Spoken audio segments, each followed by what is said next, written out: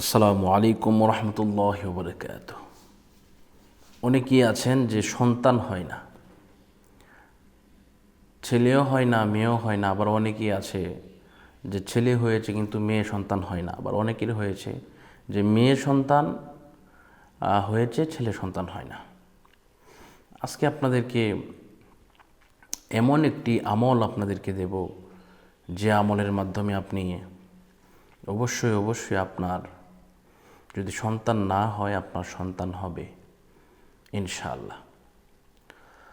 আল্লাহ পাক রব্বুল আলামিনের কাছে অসংখ্য অগণিত নবীগণ তারা সন্তান হওয়ার জন্য প্রার্থনা করেছেন। যেমন হযরত ইব্রাহিম আলাইহিস সালাতু ওয়াস সালাম, ওনার সন্তান হয় না, ওনার যেন নেক সন্তান হয়, সেই কারণে আল্লাহ পাক রব্বুল আলামিনের কাছে অসংখ্যবার কেঁদে কেঁদে হযরত ইব্রাহিম খলিলুল্লাহ উনি এই দোয়াটা পাঠ করেছেন। এই দোয়াটি যদি আমরাও পাঠ করি, আমাদের সন্তান যদি না হয়, যদি ছেলে সন্তানের প্রয়োজন হয়, তাহলে ইনশাল্লাহ আমরা এই দোয়াটা পাঠ করতে পারবো। আবার যদি কারো এরকম হয় যে আমাদের মেয়ে সন্তানের প্রয়োজন, ছেলে সন্তান হয়েছে কিন্তু মেয়ে সন্তান হয় না, তাহলে আমরাও এই দোয়াটা পাঠ করতে পারবো ইনশাআল্লাহ। তো আসুন আমরা এই দোয়াটি পাঠ করি। أعوذ بالله من الشيطان الرجيم.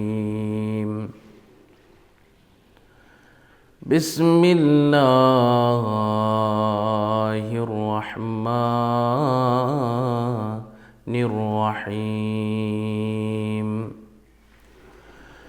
رب لا تذرني فردا وأنت خير الوارثين.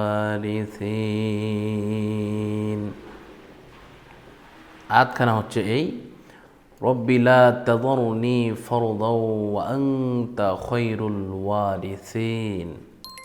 এই দোয়াটা যদি পাঠ করেন, ইনশাআল্লাহ আল্লাহ পাক রব্বুল আলামিন আপনার সন্তান যদি না হয়, আপনার সন্তান হবে। অবশ্যই আপনি সুন্দরভাবে জীবনযাপন করতে পারবেন ইনশাআল্লাহ। এজন্য আমরা সকলেই যেন সুসন্তান হয়, সেই দোয়াটা পাঠ করবেন কিভাবে সেটা একটু বলে দিই। সেই দোয়াটা পাঠ করতে হলে অবশ্যই আপনাদেরকে অজুর সহিত বসতে হবে। আপনারা যদি 5 ওয়াক্ত নামাজ আদায় না করেন, নামাজটা পড়তে হবে। নামাজ হচ্ছে সব কিছুর মূল, ঠিক আছে? তো নামাজ আদায় করতে হবে, নামাজ পড়তে হবে ইনশাআল্লাহ। আল্লাহ পাক কবুল করবেন। আজকের মতো এই পর্যন্তই, বিদায় নিচ্ছি। আসসালামু আলাইকুম রহমতুল্লাহি ওয়া বারাকাতুহু।